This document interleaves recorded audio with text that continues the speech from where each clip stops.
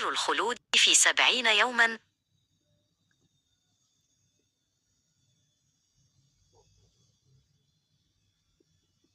لو عجبك الفيديو متنساش تعمل ليك عشان يوصلك كل جديد. أمن حتب، محنط الملك الشاب توت عنخ آمون، جلس في الظلام يراقب. لم يكن يملك فيديو، لكنه كان يملك سرا قديما لرحلة أبدية. همس لزياد، الطفل الذي كان يتجول بين الأثريات. تعال، سأريك ما هو أهم من كل كنوز الأرض، سر بقاء الجسد لآلاف السنين. بدأ أمنحتب حديثه. عندما تغمض عين الملك، يملنا المقدس، إنه ليس موتا، بل انتقال. ولتأمين هذا الانتقال، يجب أن يبقى الجسد سليما ليتمكن الكا من العودة إليه.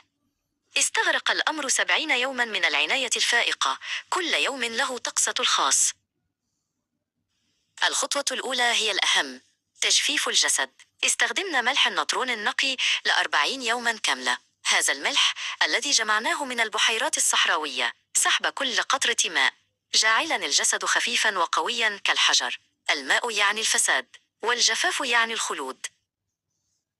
لكن مع الملك الشاب توت عنخ آمون كان الأمر مختلفا. لقد أظهرنا إبداعا خاصا. بعد التجفيف، قمنا بحشو تجاويف جسده بالكتان والراتنج والأتربة العطرية لإعادته إلى هيئته الحيوية، ثم لففناه بأكثر من 100 طبقة من الكتان المغمور بالراتنج الدافئ ليصبح كدرع منيع. والأهم هو القلب. لم نخرجه أبدا، لأنه مقر الروح والفكر.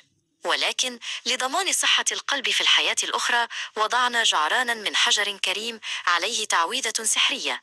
لقد كان كل جزء منه تحفة فنية، مغطاة بالذهب والتعاويذ للحماية الأبدية.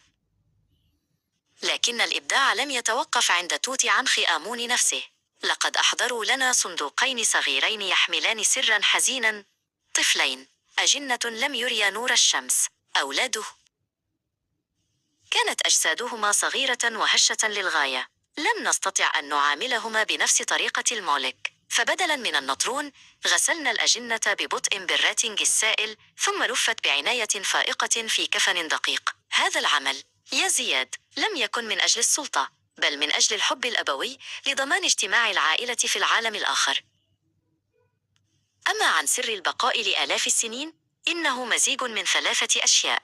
أولاً، الجفاف الكامل الذي يوقف عمل البكتيريا. ثانياً، الراتنج الذي يغلق الجسد ضد الرطوبة والهواء. وثالثاً، اللفائف التي تشكل طبقة حماية ميكانيكية قوية كالجبس.